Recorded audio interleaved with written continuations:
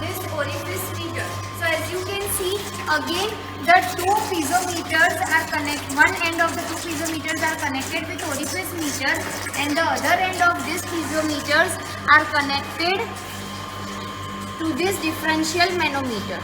Okay, so now by taking the first reading here from this again from this water tank, the water is flowing through this pipe and it is entering into this pipe, and the water is flowing through this orifice meter. Okay, so now we need to take again the readings of manometer, and here in the left limb, as you can see, this is the actual level of mercury in the left limb of manometer, and its reading is equals to 0. Okay, so in the left limb, in the left is equals to 0. So now we will write. So now we will write the value of manometric reading in left limb as equals to 0 centimeter, and in the case of right limb we will write the value which is equals to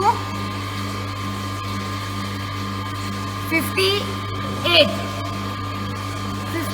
centimeter. Okay, it is equals to 58 centimeter. So 0 plus 58, it will be equals to 58. And as I said earlier, why we are adding these two values? Because here the scale is starting from 0 at the center. If the scale was starting from 0 at the bottom, then we could have minus the value of minus the two values. But as it is starting from the center, we need to add this difference. Okay, so we have taken the first reading. Now again we will measure the time taken by this water to fill the volume of the tank, whose dimension are 24 cube centimeter. Okay, so let's just measure the time. Okay, so we have started to measure time in seconds for the tank to get filled up with the water through orifice meter.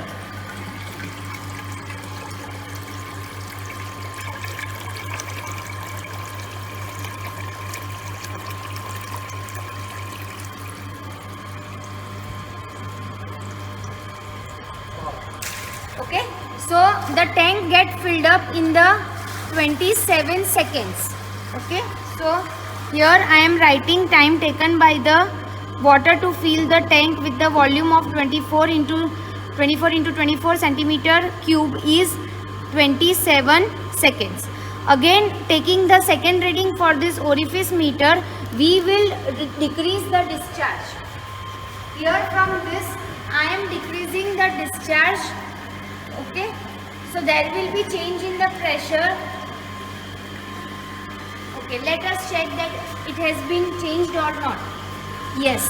Okay, so you can see that this manometer has changed. Okay, if you want to see this change, I am changing this discharge again. So you can see the variation of.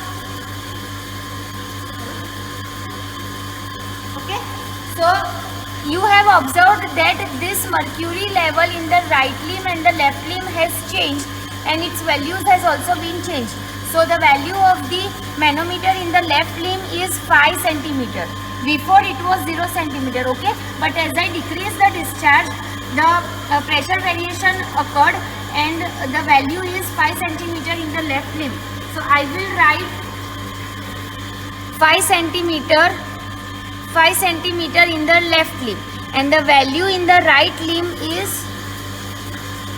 65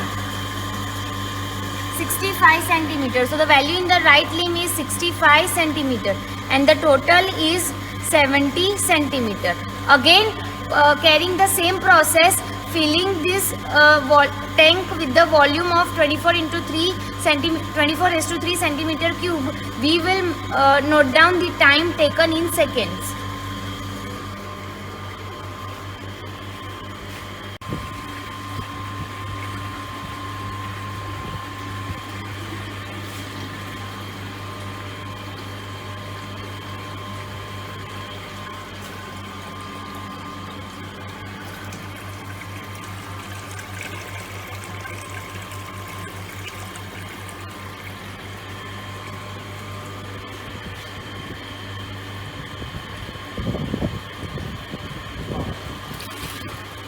So you can see that the time taken by this tank to fill water is more. Okay, yes, of course it is more. Why? Because we have decreased the discharge value. We have decreased the value of discharge, so the time taken by the water to fill the tank is more as compared to first reading. So it is 29 seconds. So here you can see the time taken by the water in the first reading was 27 seconds, but for the second reading I decreased the value of discharge. ડિસ્ચાર્જની value ઘટાડી દીધી, એના લીધે time કેવો જશે, વોલ્યુમને ટેન્કને fill થતાં વધારે. સો in the second reading the value of the time in second is 29. Okay, so this is how we calculated the manometric difference head and volume of and the time taken by the water to fill the volume of the tank in this practical.